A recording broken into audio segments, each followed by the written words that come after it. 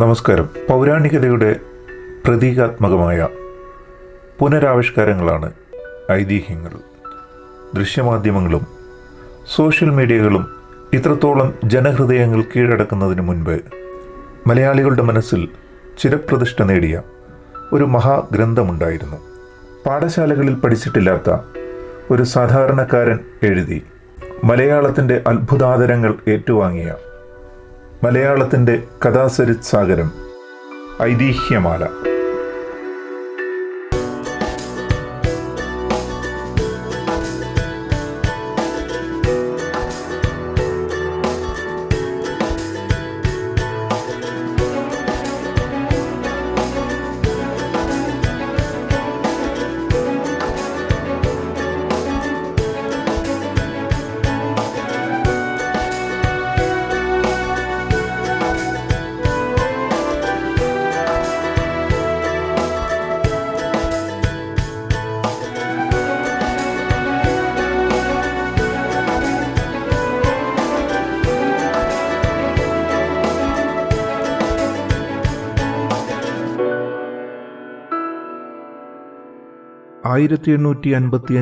March 23 കോട്ടയത്തെ കോടിമതയിൽ കൊട്ടാരത്തിൽ വാസുദേവനുണ്ണിയുടെ രണ്ടാമത്തെ പുത്രനായി ജനിച്ച വാസുദേവൻ അഥവാ കൊട്ടാരത്തിൽ ശങ്കുണ്ണിയായിരുന്നു മലയാള മനസ്സിൽ ചിരപ്രതിഷ്ഠ നേടിയ ബൃഹത് ഗ്രന്ഥമായ ഐതിഹ്യമാലയുടെ കർത്താവ്. പാഠശാലകളിൽ പഠിച്ചിട്ടില്ലാത്ത അദ്ദേഹം തൻ്റെ 17ാമത്തെ വയസ്സിൽ മണ്ണാർക്കാട്ട് ശങ്കരവാര്യരുടെ ശിഷ്യനാകുകയും അദ്ദേഹത്തിൽ നിന്ന് സിദ്ധരൂപം പഠിക്കുകയും ചെയ്യുന്നു. പിന്നീട് വയസ്കര ആര്യൻ നാരായണൻ മൂസതിൽ നിന്ന് രഘുവംശം, മാഘം, നൈഷധം തുടങ്ങിയ കാവ്യങ്ങളും സഹസ്രയോഗം, ഗുണപാഠം, ചികിത്സാക്രമം, അഷ്ടാംഗഹൃദയം തുടങ്ങിയ പാരമ്പര്യ വൈദ്യശാസ്ത്ര ഗ്രന്ഥങ്ങളും പഠിക്കുന്നു. 1881 ഗ്രഹഭരണം ഏറ്റെടുക്കേണ്ടി വന്നതോടെ അദ്ദേഹം ഗുരുവിനെ വിട്ട് പഠനം സ്വയം തുടരുന്നു. കുഞ്ഞിക്കുട്ടൻ തമ്പുരാന്റെ നിർബന്ധത്തിന് വഴങ്ങിയാണ് 36ാമത്തെ വയസ്സിൽ സുഭദ്രാഹരണം മണിപ്രവാളം എഴുതുന്നത്. വിദേശീയരായ ബ്രിട്ടീഷ് ഉദ്യോഗസ്ഥരെയും മറ്റും മലയാളം പഠിപ്പിച്ചും ഒരു സെമിനാരി ഹൈസ്കൂളിലെ മലയാളം മുൻഷിയായി സേവനമനുഷ്ഠിച്ചുമാണ് അദ്ദേഹം വരുമാനമാർഗം കണ്ടെത്തിയിരുന്നത്. വിവിധ വിഭാഗങ്ങളിലായി 60ഓളം കൃതികൾ രചിച്ചിട്ടുള്ള ശങ്കുണ്ണി 1898 മുതലാണ് ഐതിഹ്യമാലയുടെ രചന ആരംഭിക്കുന്നത്. പിന്നീട് ഏതാണ്ട് ശങ്കുണ്ണിയുടെ മരണം വരെ രചന തുടർന്നു പോകുന്ന ഒരു പുസ്തക പരമ്പരയായി ഐതിഹ്യമാല മാറുകയാണ് ഉണ്ടായത്.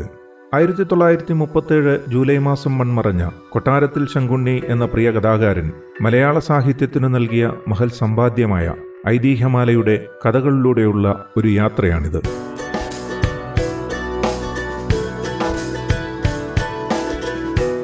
പണ്ഡിത സമൂഹത്തിനിടയിലും ആഠ്യകുലത്തിന്റെ സ്വറവറയൽ വേദികളിലും മാത്രം ഒതുങ്ങി നിന്നിരുന്ന ഐതിഹ്യ സാഹിത്യത്തെ സാധാരണക്കാർക്കിടയിലേക്ക് കൊണ്ടുവരാൻ ഐതിഹ്യമാല വഹിച്ച പങ്ക് വളരെ വലുതാണ്. പിൽക്കാലത്ത് മലയാളത്തിൽ വേരുറപ്പിച്ചിട്ടുള്ള പല കഥാപാത്രങ്ങളും ലിഖിതമായി ആദ്യം പ്രത്യക്ഷപ്പെട്ടത് ഈ കൃതിയിലൂടെയാണ് എന്നു പറയാം. ഒരുപക്ഷെ ഐതിഹ്യമാല ഉണ്ടായിരുന്നില്ലെങ്കിൽ പറയിവറ്റ പന്തിരുകുലവും ആ കുലത്തിലെ പന്തിരു നായകന്മാരും കേരളത്തിൽ ഇത്രയും പ്രസിദ്ധമാകുമായിരുന്നില്ല.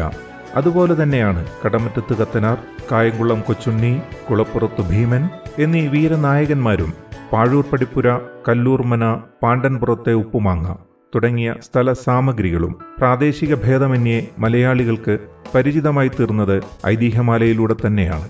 ചെറിയ കുട്ടികൾക്ക് പോലും മനസ്സിൽ കൗതുകം വളർത്തുന്ന വിധത്തിലുള്ള വർണ്ണനകളാണ് ഐതിഹ്യമാലയെ ഇത്രത്തോളം ജനപ്രിയമാക്കുന്നത്. മലയാള മനോരമ, ഭാഷാപോഷിണി തുടങ്ങിയ പത്രങ്ങളുടെ പ്രവർത്തനവുമായി ബന്ധപ്പെട്ട് കണ്ടത്തിൽ വർഗീസ് മാപ്പിളയും കൊട്ടാരത്തിൽ ശങ്കുണ്ണിയും സുഹൃത്തുക്കളോടൊപ്പം എന്നും വൈകിട്ട് മനോരമ ഓഫീസിൽ ഒത്തുകൂടാറുണ്ടായിരുന്നു. ആ അവസരങ്ങളിൽ നേരം പോക്കുകൾ പറയുന്നതിനിടയിൽ ശങ്കുണ്ണി ധാരാളം ഐതിഹ്യങ്ങളും പറഞ്ഞുകേട്ട ചരിത്രകഥകളും ഉദ്ധരിക്കാറുമുണ്ടായിരുന്നു. ക്രമേണ ശങ്കുണ്ണിയുടെ കഥാകഥനം ഈ സദസ്സുകളിലെ ഒഴിച്ചുകൂടാനാവാത്ത ഒരു ഭാഗമായിത്തീരുന്നു. ഒരു നാൾ വർഗീസ് മാപ്പിള ശങ്കുണ്ണിയോട് ഇക്കഥകളെല്ലാം ഉപന്യാസങ്ങളായി എഴുതി മനോരമയിലും ഭാഷാപോഷിണിയിലും പ്രസിദ്ധീകരിക്കുവാൻ നിർദ്ദേശിക്കുന്നു. അങ്ങനെ ശങ്കുണ്ണി ഐതിഹ്യോപന്യാസങ്ങൾ എഴുതി തയ്യാറാക്കാനും തുടങ്ങുന്നു. ഭാഷാപോഷിണി ത്രൈമാസികയിൽ ഐതിഹ്യമാലയിലെ ആദ്യ ലേഖനമായ പറയിവറ്റ പന്തിരുകുലം അച്ചടിച്ചു വരികയും തുടർന്ന് ശങ്കുണ്ണി എഴുതിയ ഉപന്യാസങ്ങളെല്ലാം തന്നെ വായനക്കാർക്ക് അത്യന്തം ആസ്വാദ്യജനകമായി മാറുകയും ചെയ്യുന്നു. മാസികകൾക്കായി ഇത്തരം കഥകൾ തയ്യാറാക്കുമ്പോൾ കഥകളുടെ പുഷ്ടി മുഴുവനും ആ ലേഖനങ്ങളിൽ സന്നിവേശിപ്പിക്കുവാൻ കഴിയുന്നില്ലെന്ന് മനസ്സിലാക്കിയ വർഗീസ് മാപ്പിള കഥകൾ അല്പം കൂടി വിപുലീകരിച്ചെഴുതിയാൽ എല്ലാം ചേർത്ത് ഒരു പുസ്തകമായി ഇറക്കാമെന്ന് ശങ്കുണ്ണിയെ അറിയിക്കുന്നു. തുടർന്നുള്ള ഉപന്യാസങ്ങൾ ശങ്കുണ്ണി കൂടുതൽ ഗൗരവത്തോടെ എഴുതുവാനും ശേഖരിച്ചു വെക്കുവാനും തുടങ്ങുന്നു. പക്ഷേ വിധി മറ്റൊന്നായിരുന്നു നിശ്ചയിച്ചിരുന്നത്. ഐതിഹ്യമാല പുസ്തകരൂപത്തിൽ നിന്നുള്ള ശങ്കുണ്ണിയുടെയും തൻ്റെയും പ്രതീക്ഷകളെ ബാക്കിയാക്കി വർഗീസ് മാപ്പിള ആകസ്മികമായി മരണത്തിന് കീഴടങ്ങുന്നു. തുടർന്ന് നൈരാശ്യത്തോടെ ശങ്കുണ്ണി ഐതിഹ്യമാലയുടെ രചന നിർത്തിവെക്കുന്നു.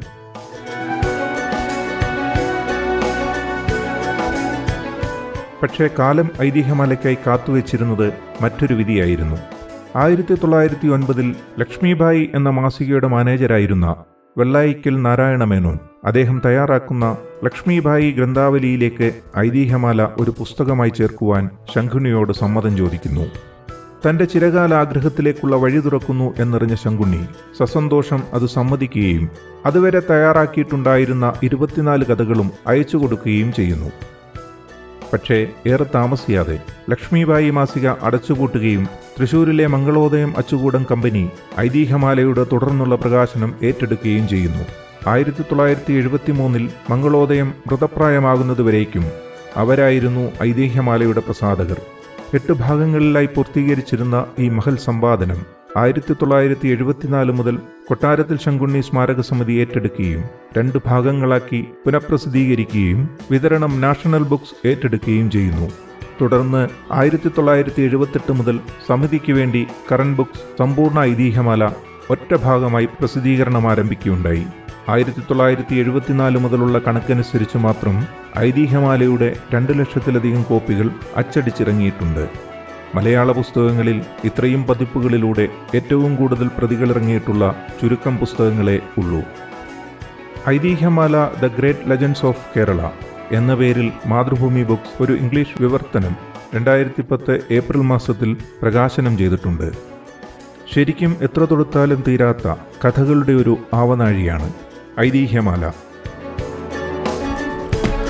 കൊട്ടാരത്തിൽ ശങ്കുണ്ണിയെപ്പോലെ അനുഗ്രഹീതനായ ഗ്രന്ഥകർത്താവ് എഴുതിയ മഹാഗ്രന്ഥത്തിലെ ചെറിയ ചെറിയ കഥകൾ എനിക്കാവുന്ന രീതിയിൽ ഞാൻ അവതരിപ്പിക്കുകയാണ്. നിങ്ങളും കൂടെ ഉണ്ടാവണം.